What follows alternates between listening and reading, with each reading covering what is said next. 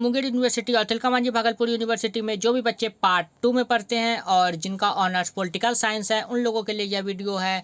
उन लोगों का यह लेक्चर 7 का सीरीज है। इससे पहले आप लोगों का लेक्चर 6 तक अपलोड कर दिया गया। आप लोग प्लेलिस्ट जाकर चेक कर सकते हैं। और भी सब्जेक्ट के और भी सेशन के अपलोड किए गए वीडियो आप लोग प्लेलिस्ट जाकर चेक कर सकते हैं। और हर पल की अपडेट पाने के लिए आप डिस्क्रिप्शन में जाकर टेलीग्राम चैनल का लिंक जरूर ज्वाइन करें। तो चलिए शुरू करते हैं पार्ट 2 पेपर 4 पॉलिटिकल साइंस का लेक्चर 7 का यह सीरीज। तो चलिए पहला क्वेश्चन देखते हैं। पहला क्वेश्चन है आप लोगों का, राष्ट्रपति संविधान में संशोधन का विधेयक संसद में प्रस्तावित कर सकता है तथा आवश्यक है कि संसद उससे पारित करे। तो इसका आंसर आप लोगों का हो जाएगा 3/5 बहुमत से। ऑप्शन नंबर 100 हो जाएगा करेक्ट आंसर। नेक्स्ट है, फ्रांस की व्यवस्थापिका का निम्न सदन है। तो फ्रांस की व्यवस्थापिका का निम्न सदन वो राष्ट्रीय सभा कहलाता है। क्या कहलाता है? राष्ट्रीय सभा। नेक्स्ट क्वेश्चन है आप लोगों का, फ्रांस की व्यवस्थापिका का उच्च सदन है। निम्न सदन राष्ट्रीय सभा कहलाता है और उच्च सदन जो है वह कहलाता है सीनेट। क्या कहलाता है उच्च सदन? सीनेट। और ये दोनों क्वेश्चन आप लोगों के वेरीफाइड होते हैं। नेक्स्ट क्वेश्चन, फ्रांस की संसद के प्रथम तथा लोकप्रिय सदन राष्ट्रीय सभा की सदस्य संख्या है। तो राष्ट्रीय सदस्य की संख्या कितनी है? 577। कितनी है? 577। नेक्स्ट क्वेश्चन है, सीनेट के सदस्यों का कार्यकाल है। तो 6 वर्ष का कार्यकाल होता है सीनेट के सदस्यों का कार्यकाल। नेक्स्ट क्वेश्चन है, प्रतिनिधि सभा के सदस्यों का कार्यकाल है। तो प्रतिनिधि सभा के सदस्य का कार्यकाल होता है 2 वर्ष का। कितने वर्ष का? 2 वर्ष का। नेक्स्ट क्वेश्चन है, प्रतिनिधि सभा स्विट्जरलैंड का कार्यकाल होता है, मतलब स्विट्जरलैंड में प्रतिनिधि सभा का कार्यकाल वो 4 वर्ष का होता है। नेक्स्ट क्वेश्चन है, लोक सदन हाउस ऑफ कॉमन्स का कार्यकाल है। तो हाउस ऑफ कॉमन्स का कार्यकाल वो 5 वर्ष का होता है। नेक्स्ट क्वेश्चन है, राष्ट्रीय जनवादी कांग्रेस का कार्यकाल है। तो जनवादी कांग्रेस का कार्यकाल वो 5 वर्ष का होता है। कितने वर्ष का होता है? 5 वर्ष। नेक्स्ट क्वेश्चन है, ब्रिटिश लॉर्ड सभा के अध्यक्ष को डैश कहते हैं। तो लॉर्ड सभा के अध्यक्ष को ब्रिटिश का लॉर्ड चांसलर कहते हैं। क्या कहते हैं? Lord chancellor. अब नेक्स्ट क्वेश्चन है, डैश ब्रिटेन के प्रथम स्पीकर बने। तो ब्रिटेन के प्रथम स्पीकर का नाम था थॉमस हंगर फोर्ट। क्या नाम था? Thomas hunger fort. Thomas hunger fort. Next question है, आरंभ में अमेरिकी संघ में 13 राज्य थे, किंतु अब कितने राज्य हैं? तो अभी जो वर्तमान में है अमेरिका में कुल 50 राज्य। कितने? किंतु अब 50 राज्य हैं।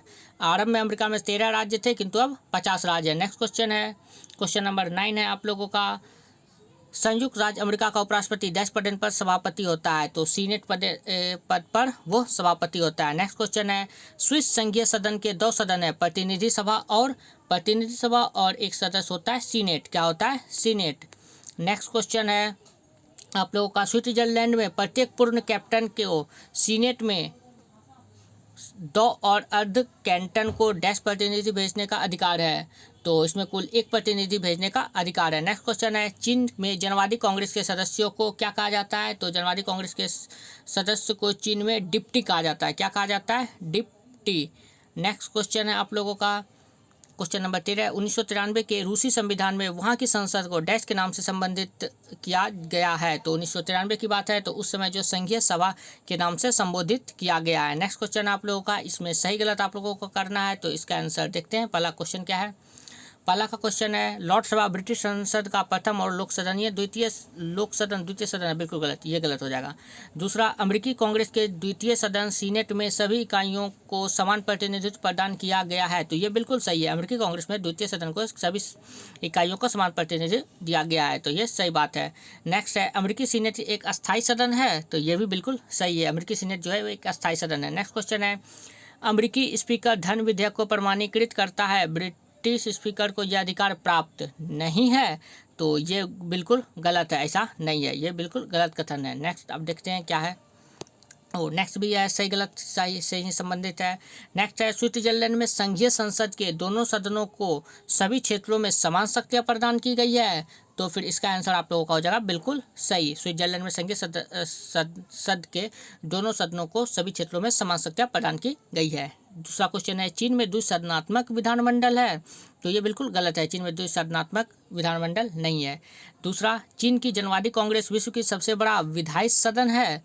तो इसका ये हो जाएगा बिल्कुल सही। चीन का जो जनवादी कांग्रेस है विश्व का सबसे बड़ा विधायी सदन है। नेक्स्ट क्वेश्चन है, चीन की राष्ट्रीय जनवादी कांग्रेस का निर्वाचन 6 वर्ष के लिए होता है। तो ये बिल्कुल गलत है, 6 वर्ष के लिए नहीं होता है चीन का राष्ट्रीय जनवादी कांग्रेस। दूसरा क्वेश्चन है, रूस की संसद अर्थात संघीय सभा एक सदनात्मक विधानमंडल है। तो ये भी गलत हो जाएगा। रूस की संसद जो है संघीय सभा का एक संसदनात्मक विधानमंडल है, तो ये गलत हो जाएगा। नेक्स्ट है, रूस की संघीय सभा का प्रतिनिधि सदन या निम्न सदन ड्यूमा के नाम से जाना जाता है, तो ये इसका आंसर हो जाएगा बिल्कुल सही, क्योंकि रूस की संघीय सभा का प्रतिनिधि सदन जो होता है या निम्न सदन जिसको ड्यूमा कहते हैं, निम्न सदन ड्यूमा के नाम से जाना जाता है। ओके, तो ये बिल्कुल सही कथन हो जाएगा। नेक्स्ट क्वेश्चन देखते हैं, ब्रिटेन में किस अधिनियम द्वारा महिलाओं को पीरियड बनाने का प्रावधान किया गया है, तो सन 1998 के लाइफ पीरियड, तो इसका आंसर हो जाएगा 1958 के लाइफ पीरियड अधिनियम के द्वारा महिलाओं को पीरियड बनाने का प्रावधान किया गया है, तो ये बिल्कुल सही है। सार्वजनिक विधेयक किसे कहते हैं, तो ये तो आप लोगों का सब्जेक्टिव का हो जाएगा। सार्वजनिक विधेयक का संबंध सर्वसाधारण से होता है, जैसे शिक्षा पद्धति या करों में कोई परिवर्तन लाने वाला विधेयक। नेक्स्ट क्वेश्चन है, ब्रिटेन में वित्त विधेयक सर्वप्रथम संसद के किस सदन में प्रस्तुत किया जाता है, तो वित्त विधेयक सरकार के द्वारा सर्वप्रथम लोक सदन में ही प्रस्तुत किया जा सकता है, तो ये आप लोगों के वेरीफाइड क्वेश्चन हुए। नेक्स्ट है, वर्तमान में अमेरिकी सीनेट के सदस्य की संख्या कितनी है, तो अमेरिकी सीनेट की सदस्य की संख्या 100 है। नेक्स्ट, अमेरिकी सीनेट का सभापति कौन होता है, तो अमेरिका का उपराष्ट्रपति सीनेट का पदेन सभापति होता है। नेक्स्ट क्वेश्चन, अमेरिकी सीनेट को कौन सी न्यायिक शक्ति प्राप्त है, तो सीनेट को महाभियोग की जांच का अधिकार प्राप्त है। क्या प्राप्त है, तो सीनेट को महाभियोग की जांच का अधिकार प्राप्त है। नेक्स्ट क्वेश्चन देखते हैं, अमेरिकी कांग्रेस के प्रभाव में कमी आने के कोई 2 कारण बताइए, तो पहला कारण है कांग्रेस को कार्यपालिका का संगठित नेतृत्व प्राप्त नहीं है, और दूसरा है सर्वोच्च न्यायालय की न्यायिक पुनर्विलोकन की शक्ति के कारण। अब दूसरा देखते हैं, लॉबिंग किसे कहते हैं, तो ये तो आप सब्जेक्टिव हो जाएगा, ये ऑब्जेक्टिव में काम नहीं करेगा, देख लेते फिर भी। विभिन्न निहित स्वार्थ कांग्रेस सदस्यों पर प्रभाव डालकर अपने हितों में कानून निर्माण करने का कार्य करते हैं, वही लॉबिंग है। दूसरा क्वेश्चन देखते हैं, अमेरिकी राष्ट्रपति को विधेयक पर विचार करने के लिए कितने दिन का समय प्राप्त होता है, ये आप लोगों के वेरीफाइड क्वेश्चन हुए। दोनों सदनों द्वारा पारित विधेयक पर राष्ट्रपति को विचार करने के लिए 10 दिन का समय प्राप्त होता है। कितने दिन का, 10 दिन का। नेक्स्ट क्वेश्चन, स्विस प्रतिनिधि सभा और सीनेट की सदस्य संख्या बताइए, तो स्विस राष्ट्रीय परिषद के सदस्य की संख्या 200, जबकि राज्य परिषद के सदस्य की संख्या 44 होती है। नेक्स्ट क्वेश्चन, सीनेट में प्रत्येक कैंटन और अर्ध कैंटन कितने प्रतिनिधि भेजता है, तो प्रत्येक पूर्ण कैंटन जो है वो राज्य परिषद में 2 और अर्ध कैंटन 1 प्रतिनिधि भेजता है। दूसरा क्वेश्चन, स्विस प्रतिनिधि सभा के चुनाव किस पद्धति के अनुसार होते हैं, तो प्रतिनिधि सभा के चुनाव वयस्क मताधिकार, गुप्त मतदान तथा अनुपातिक प्रतिनिधि प्रणाली की सूचना पद्धति के अनुसार होते हैं। और ये सारे क्वेश्चन आप लोगों के वेरीफाइड क्वेश्चन हुए। नेक्स्ट क्वेश्चन देखते हैं, स्विट्जरलैंड के संघीय विधानमंडल की क्या विशेषता है, ये सब्जेक्टिव आ जाएगा, ये ऑब्जेक्टिव में काम नहीं आएगा। संघीय विधानमंडल के दोनों सदनों को समान अधिकार और शक्तियां प्राप्त होना। दूसरा है, जनवादी चीन में राज्य शक्ति का सर्वोच्च अंग किसे घोषित किया गया है, तो चीन में राष्ट्रीय जनवादी कांग्रेस को राज्य शक्ति का सर्वोच्च अंग घोषित किया गया है। दूसरा क्वेश्चन, चीन के कितने वर्ष की आयु प्राप्त व्यक्तियों को वयस्क माना गया है, तो चीन में 18 वर्ष की आयु प्राप्त व्यक्तियों को वयस्क माना गया, और ये आप लोगों के वेरीफाइड क्वेश्चन हुए। नेक्स्ट क्वेश्चन देखते हैं, राष्ट्रीय जनवादी कांग्रेस की अस्थायी समिति की रचना का उल्लेख कीजिए, तो ये आप लोगों का ऑब्जेक्टिव हो गया, ऑब्जेक्टिव नहीं सॉरी सब्जेक्टिव हो गया। अस्थायी समिति में एक अध्यक्ष, कई उपाध्यक्ष, महासचिव तथा अन्य साधारण सदस्य होते हैं। अब नेक्स्ट क्वेश्चन देखते हैं। नेक्स्ट क्वेश्चन है, राष्ट्रीय सभा फ्रांस को भंग करने के प्रसंग में संविधान की धारा 12 में क्या व्यवस्था है, तो धारा 12 में कहा गया है कि फ्रेंच गणतंत्र का राष्ट्रपति, प्रधानमंत्री तथा संसद के दोनों सदनों के सभापति से परामर्श के उपरांत राष्ट्रपति सभा को भंग कर सकता है। नेक्स्ट क्वेश्चन है, सीनेट फ्रांस की संसद का द्वितीय सदन के सदस्य किस प्रकार चुने जाते हैं, तो सीनेट के सदस्य अप्रत्यक्ष रूप से निर्वाचित किए जाते हैं, कहाँ, तो फ्रांस में।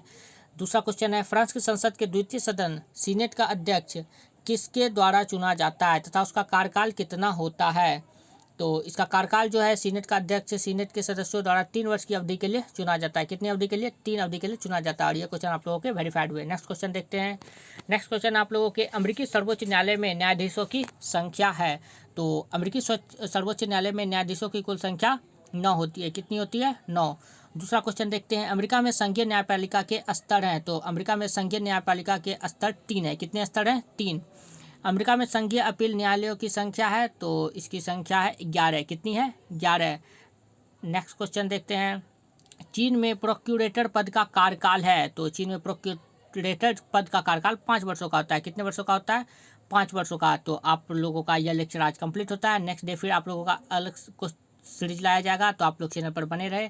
और भी सब्जेक्ट के वीडियो अपलोड किए गए हैं, तो आप लोग अपने फ्रेंड के साथ जरूर शेयर करें। बहुत सारे बच्चों को नहीं पता है कि ऑनलाइन ऑब्जेक्टिव की तैयारी करवाई जा रही है, तो आप लोग अपने फ्रेंड को जरूर शेयर करें, ताकि वो भी ऑनलाइन ऑब्जेक्टिव और सही राइट आंसर के साथ पॉलिटिकल साइंस का तैयारी कर सके। खास करके पेपर 4 का आप लोगों का कराया जा रहा है, तो आप लोगों को पता है कि पेपर थर्ड का जो है आ गया मार्केट में बुक, इसलिए पेपर थर्ड का बंद है, अभी आप लोगों का नहीं करवाया जा रहा है। और जल्दी आप लोगों का एग्ज़ाम भी होगा 26 मई को, तो आप लोग आराम से एग्ज़ाम दीजिएगा। और पेपर 4 का आप लोगों का जो है 2 जून को एग्ज़ाम है, तो इसलिए आप लोगों का पेपर 4 कराया जा रहा है। अभी मार्केट में नहीं है बुक, इसलिए करवाया जा रहा है, तो आप लोग पेपर 4 का भी तैयारी करते जाए।